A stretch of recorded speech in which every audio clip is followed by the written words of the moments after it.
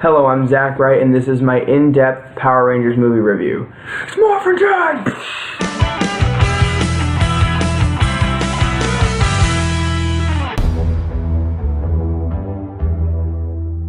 So the Power Rangers movie focuses on the main Mighty Morphin Power Rangers from the original series, and it shows how they got their powers, when they got their powers. So eventually Rita shows up and is destroying everything, and so the Power Rangers have to team up, be one, and fight Rita and stop her monster, which is Goldar. Now that that's out of the way, I'm going to talk about the good things and what I enjoyed and what was crucial for this movie to be successful. Adding the backstory about how Zordon and Rita were originally Rangers and how the coins were sent to Angel Grove, all of that, all the Power Rangers backgrounds, they filled a lot of void in the original series and made this one have a lot more depth, and you felt like the purpose was focused around Angel Grove, where all the coins were buried, and the crystal.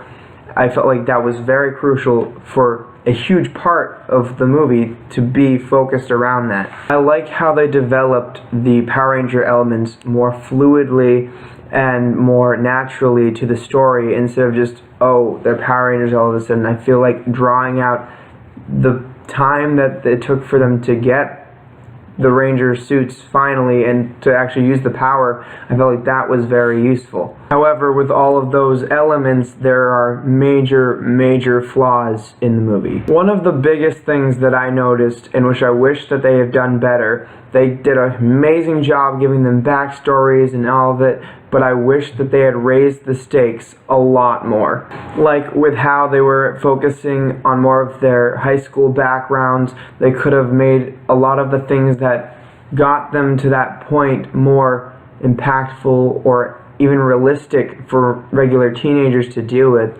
I felt like maybe with the PG-13 rating and that they wanted to aim it so the kids could see it too, they tried to make their backstories edgy but still grounded in some kind of lighthearted nature for the sake of the Power Rangers film. But I feel like it would have benefited the movie if, say, when Jason got in the car accident, there was alcohol or it was some kind of event so that he could have learned from that problem instead of some of the weird pranks he was pulling in the movie. If Kimberly had gotten in trouble, if they'd actually gotten in some serious trouble which led them to being this bigger force that is bigger than themselves. Another major problem is the time span of when the events took place, how the story was progressing, how all this happened in a matter of what they said was a couple weeks, but it felt like it was only 3 or 4 days that it all took place in. I feel like the event could have been building up over a month or two, so that way Rita would have had a lot more time to prepare for whatever it is she was doing, and the Rangers had a lot more time to prepare being Rangers to face Rita. And then the Rangers themselves were kind of a problem for me, a tad. I don't know if it was casting, I don't know if it was writing.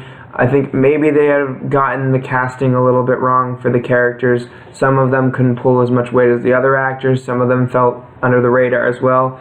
And at the end of this review, I'm going to give my own opinion about 5 actors who I feel could have portrayed the characters a little bit better if they were going with the lesser known actors, 5 brilliant new actors or up-and-comers who could have portrayed the characters just slightly better. And then as well, just the editing, how they put the team scenes where they were talking to each other, how it would just jump.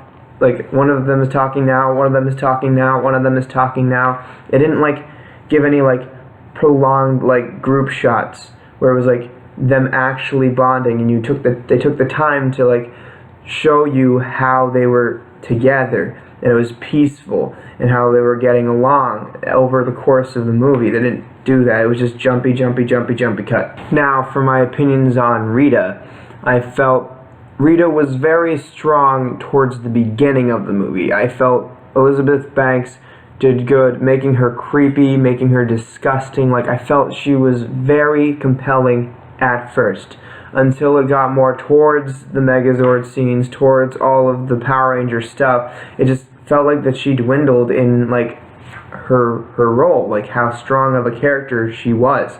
I felt like towards the beginning they gave her that mystery that you weren't really sure what she could do, how she was going to do it. I felt like she should have also been a lot more bitter with her approach, because she hates Zordon for basically outcasting her. She should have felt more betrayal. There just should have been a lot more depth to Rita. I didn't hate her portrayal. I felt like it was kind of wasted potential. Now, when the Megazord stuff was going down, when the Zords were attacking Goldar, those were some really incredible scenes. Like, you felt the tension when the Megazord was just pounding the crap out of Goldar. When they sucker punched him, you really enjoyed that. But at the same time, you didn't really understand how they could have ever gotten that. They were very underdeveloped with the Zords. They didn't have that much understanding with them. They didn't do much to train with the Zords. You just, boom. And it didn't really explain how they knew to be the Megazord. It just kind of they transformed into the Megazord. It didn't explain why. It didn't give a really great reason. Just in the moment, they needed it, and it was there.